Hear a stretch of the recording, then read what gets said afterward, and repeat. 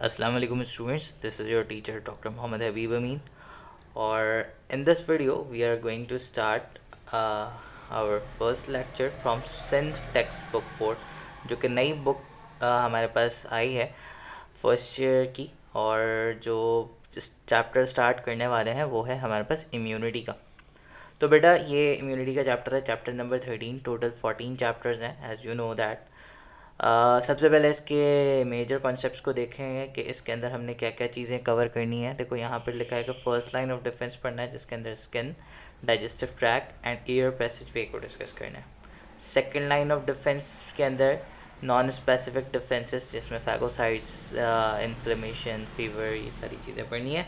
Third line of defence जिसके अंदर specific immunity यानी cell mediated immunity and antibody mediated immunity को हमने कवर करना है।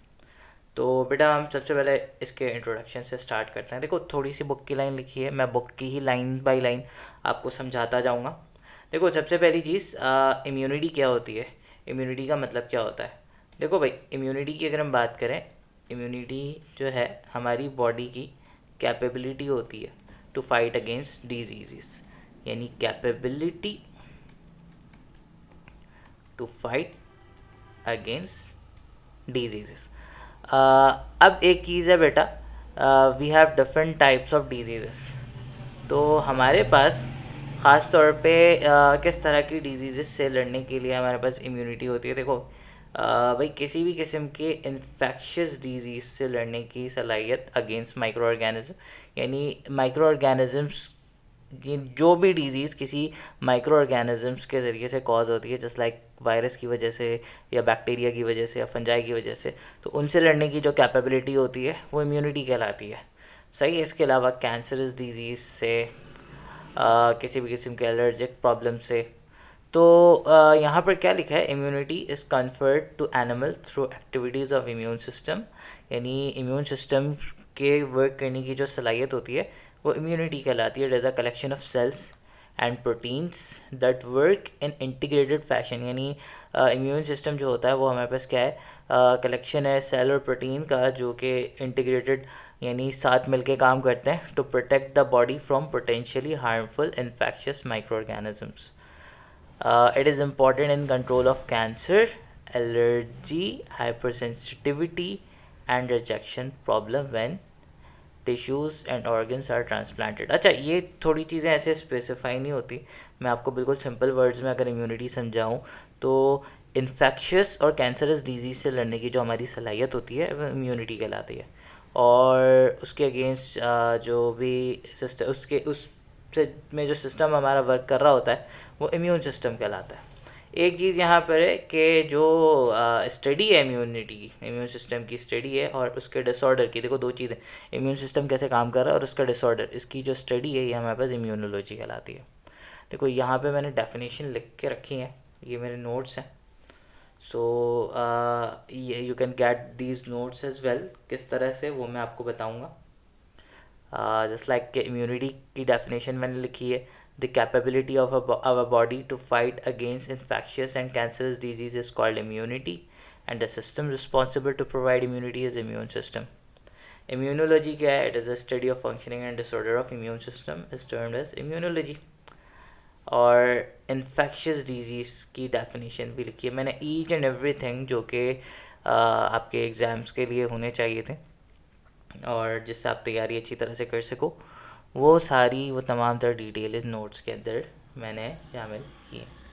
यानी दैट इंक्लूड मैनी थिंग, हर चीज़ बिल्कुल कंसाइज वे में और प्रॉपर डिस्क्रिप्शन के साथ और पूरी बुक से ही बनाई है।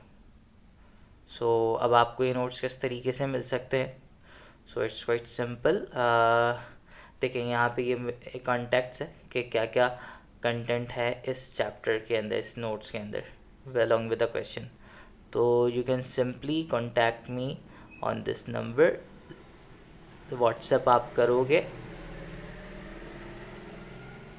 6, this is my number. YouTube के डिस्क्रिप्शन पे भी लिखा है मैंने, आप वहाँ से देख सकते हो। इस पर आप व्हाट्सएप करना मुझे, डोंट कॉल मी और एनी मैसेज। आपने सिर्फ मुझे जो है ना व्हाट्सएप करना है। और इस नोट के पीडीएफ के जो चार्जेस हैं दिस इज़ जस्ट 100 रुपीज़.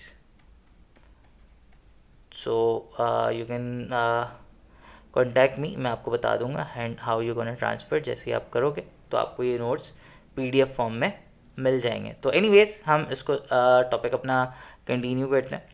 तो बेटा सबसे पहली चीज़, इम्यूनिटी जो है, इम्यून सिस्टम जो है वो हमारे पास डिवाइड है दो फंक्शनल रीजन में. एक इनेट इम्यून सिस्टम कहलाता है और एक अडेप्टिव इम्यून सिस्टम कहलाता है. देखो बेटा, इनेट इम्यून सिस्टम क्या है? इनेट का वर्ड जहाँ पे भी आ जाता है, इनेट का मतलब होता है बाय बर्थ, जो चीज़ पैदाइशी हो. सही है ना? जो चीज़ बाय बर्थ हो वो हमारे पास, यानी फॉर एग्जांपल जो चीज़ हम सब में एक जैसी है. देखो इम्यून सिस्टम हम सबका अलग अलग है ऑल्सो, क्योंकि बेटा देखो एक ही तरह की डिजीज़ होती है लेकिन हर किसी को अलग तरह से इम्पैक्ट करती है. But that depends on immunity, क्योंकि इम्यूनिटी जिसकी स्ट्रांग होगी उसके अंदर डिजीज़ से लड़ने की कैपेबिलिटीज़ उतनी ज़्यादा होंगी, तो वो किसी भी डिजीज़ से आसानी से फाइट कर जाएगा. और अब बात यह आती है कि इम्यूनिटी के दो पार्ट्स हैं, इनेट एंड अडेप्टिव. इनेट का मतलब है बाय बर्थ है, और अडेप्टिव का मतलब है जो एक्सपोजर पे आती है, यानी हमेशा से नहीं होती बल्कि ऑन एक्सपोजर.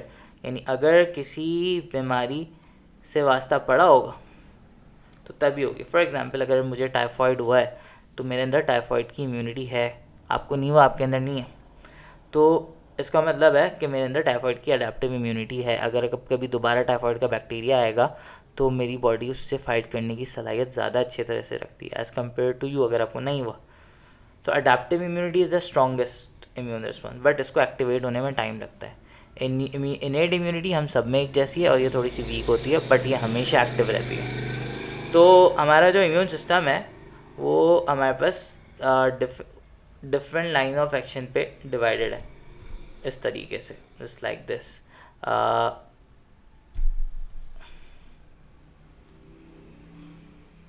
देखो इनेट इम्यून सिस्टम या ओवरऑल अगर हम देखें तो इम्यूनिटी के 3 लाइन ऑफ डिफेंस है. First line of defence, first line जो है बेटा, फर्स्ट लाइन ये हमारे पास बैरियर सिस्टम्स होते हैं. इसका मतलब, इसका काम ये है कि भाई किसी भी तरह से पैथोजन को अंदर नहीं घुसने दिया जाए. तो हमारे पास ये जो फर्स्ट लाइन ऑफ डिफेंस है ये नॉन स्पेसिफिक है और इनेट है. इसके अंदर फिजिकल बैरियर है जिसमें स्किन आ गई, म्यूकस मेम्ब्रेन आ गई, सिलिएटेड एपिथेलिया आ गई, सब हम डिस्कस करेंगे. बायोकेमिकल बैरियर्स हैं, स्लाइवा है, म्यूकस है, HCl है, gastric juice, tears, sperm and semen. तो बेसिकली जो है ये वो फ्लूइड है, ये वो लिक्विड्स हैं या फिर ये वो केमिकल्स हैं जो कि पैथोजन को बाहर ही रोक देंगे, बॉडी के अंदर नहीं जाने देंगे. बॉडी के अंदर जाने का मतलब है कि भाई ब्लड में चले जाना या इंटरनल टिश्यूज़ में चले जाना, तो इसको हम बॉडी कहते हैं. तो भाई उसको इसके अंदर जाने से रोकना है, बाहर ही रोकना है. तो उसके लिए ये डिफेंस सिस्टम है. अच्छा, एक और चीज़ होती है रिफ्लेक्सेस. 3 चीज़ें होती हैं जो कि हम बुक में मौजूद नहीं है. रिफ्लेक्सेस ऑल्थो ये वीक रिस्पॉन्स है, जैसे कि स्नीजिंग, छींक आ जाती है, या कफिंग, खांसी आ जाती है, तो ये भी क्या है, एक इम्यून रिस्पॉन्स ही है, ये भी फर्स्ट लाइन के अंदर ही आ जाता है. सेकंड लाइन के अंदर कि भाई अब किसी तरह से फर्स्ट लाइन फेल हो गई. फर्स्ट लाइन के फेल होने का मतलब है, फर्स्ट लाइन क्या था, बैरियर था कि भाई घुसने नहीं देना, लेकिन फिर भी वो पैथोजन किसी तरह से अंदर घुस गया. तो अब क्या करना है, अब पैथोजन तो अंदर चला गया ना, अब उसको मारना है. तो थर्ड लाइन को एक्टिवेट होने में टाइम लगेगा. थर्ड लाइन और जो अडेप्टिव इम्यूनिटी है वो सबसे स्ट्रॉन्गेस्ट है, बट उसको एक्टिव होने में लगेगा टाइम. तो जब तक तो उसको, बॉडी को तो पैथोजन के भरोसे नहीं छोड़ सकते.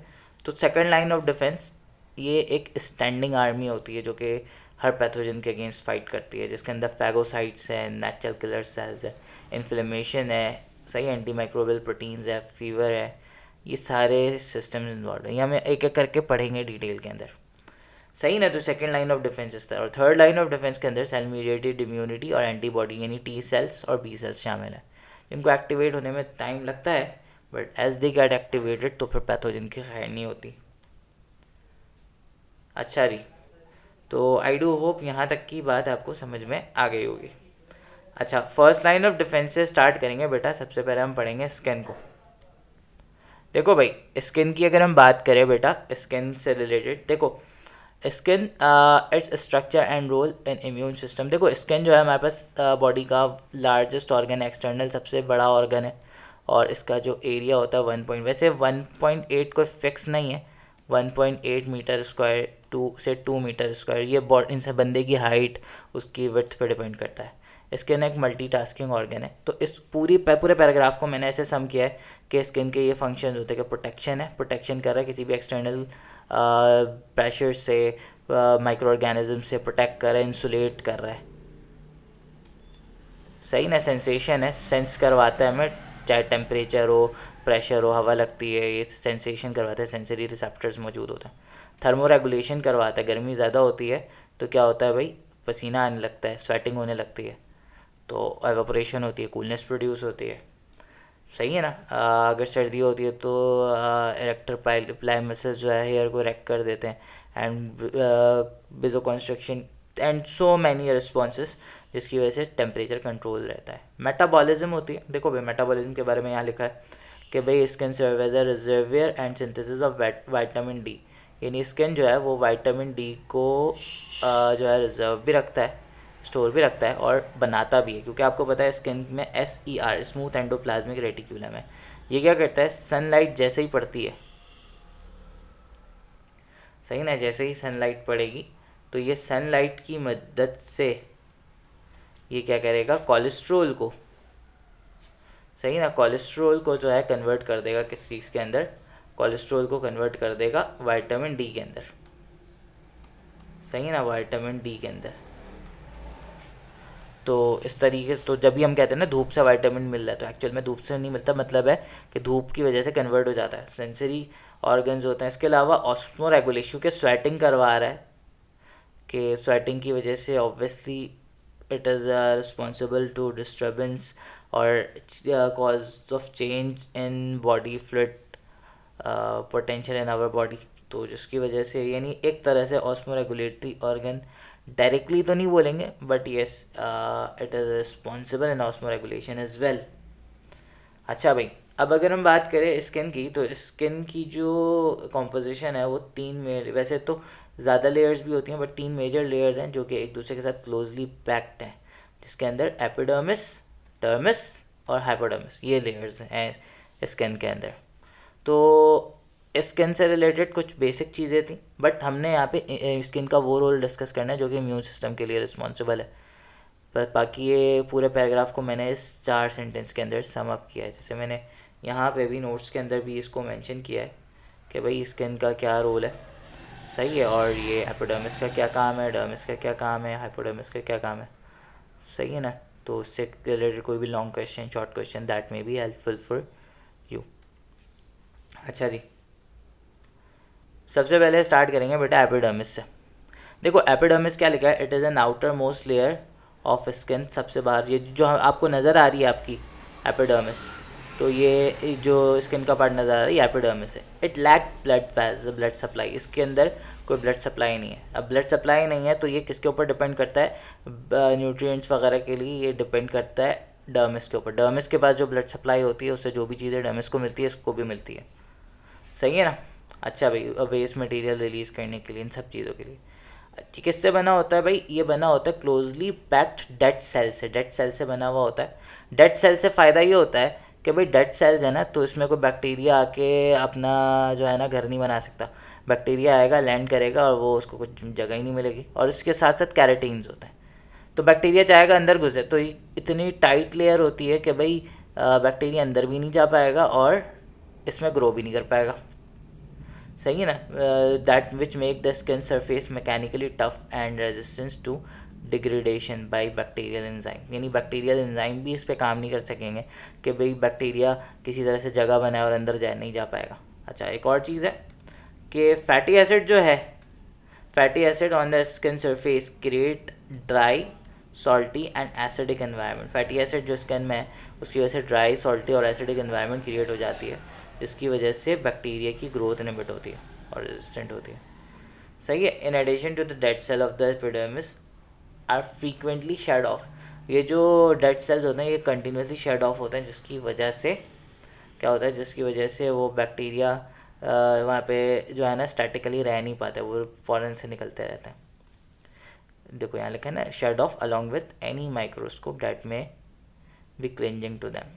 अच्छा, shed skin cells are continuously replace by new cells from below, यानी जो ऊपर से जो स्किन झड़ रहे हैं वो नीचे से नए स्किन्स बनते जा रहे हैं, जिसकी वजह से बैरियर जो है ना कभी ख़त्म नहीं होता। इसके अलावा एक और चीज़ है, वो ये है बेटा कि जो wandering among 3 layers of skin, there are variety of immune cells such as Langerhans cell. Skin में इन लेयर्स के अलावा कुछ इम्यून के सेल्स भी होते हैं जिसको हम लैंगरहैंस सेल्स कहते हैं, जिसको skin resistant macrophage and T cells कहा जाता है, जो कि इन माइक्रो ऑर्गेनिजम्स को किल करते हैं, जिसमें मैक्रोफेज और टी सेल्स। तो बेटा स्किन में इन लेयर्स के साथ साथ हमारे पास लैंगरहैंस सेल्स हैं जो कि इनकी किलिंग कर रहे हैं, इनको ख़त्म कर रहे हैं। डर्मिस की बात करते हैं तो dermis underneath the epidermis the layer of skin is called dermis, यानी एपिडर्मिस से नीचे वाली जो लेयर होती है, मेन लेयर, वो डर्मिस है। It consist of living cells, blood vessels and nerve. इसके अंदर लिविंग सेल्स होते हैं, ब्लड वेजल्स होते हैं, नर्व्स भी होते हैं। इसके अंदर sweat secreting sweat glands and sebum oil substance secreting sebaceous gland, 2 gland होते हैं, स्वेट ग्लैंड्स और सीबम ग्लैंड। अच्छा भाई एक चीज़ ये है कि भाई और इसके अलावा जैसे कि लिखा है ना, it later open into the hair follicle to lubricate the hair. तो भाई ये हेयर फॉलिकल्स पे भी ओपन हो रहा है ताकि हेयर्स को भी लुब्रिकेट कर सकें। The sebum contain some acids which make thin film on the skin surface. It act as a chemical barrier for micro organism to penetrate through it. देखो भाई ये जो सीबम है इसके अंदर कुछ एसिड्स होते हैं, फैटी एसिड्स वगैरह होते हैं जो कि स्किन के ऊपर जम जाती हैं, जो कि एक्चुअल में क्या होता है माइक्रो ऑर्गेनिज्म के लिए एज अ बैरियर काम करते हैं, उसको अंदर नहीं जाने देते। On the other end sweat gland contribute to this chemical barrier there by secreting variety of polypeptide for inhibition of growth of micro organism.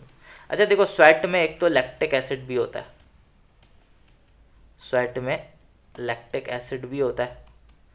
वो लैक्टिक एसिड की वजह से जो है ना माइक्रो ऑर्गेनिज्म ख़त्म होता है। तो भाई यहाँ पे बताया गया है कि आपके पास एक तो सीबम है जो कि क्या कह रहा है, बैरियर है, बैरियर के तौर पे एक्ट कर रहा है। और इसके अलावा स्वेट ग्लैंड जो है वो भी एज ए केमिकल बैरियर के तौर पे एक्ट करते हैं, जो कि डिफरेंट पॉलीपेप्टाइड्स रिलीज़ करते हैं, जो कि इनहिबिट करवाता है माइक्रो ऑर्गेनिज्म की ग्रोथ की, कि स्किन के ऊपर ग्रोथ उसकी नहीं होनी चाहिए। Last one is hypodermis. Below the hypodermis lies the hypodermis. It contain mainly fat storing adipose tissue and connective tissue. भाई हाइपोडर्मिस जो है फैट स्टोरिंग टिश्यूज़ को रखता है और इसके अंदर कनेक्टिव टिश्यूज़ होते हैं जो कि एक्चुअल में काम आता है मसल्स को स्किन से कनेक्ट करने के लिए, और इट सर्व एज इंसुलेटिंग। अच्छा इसको सबक्यूटेनियस लेयर भी कहते हैं। तो बेटा आई डू होप यहाँ तक की बात आपको समझ में आई होगी। अब इंशाल्लाह नेक्स्ट क्लास के अंदर हम आगे पढ़ेंगे डाइजेस्टिव सिस्टम के रोल को इन इम्यूनिटी और रेस्पिरेटरी सिस्टम, यानी first line of defence next class में हमारा कंप्लीट हो जाएगा। Thank you so much. अल्लाह हाफ़िज़।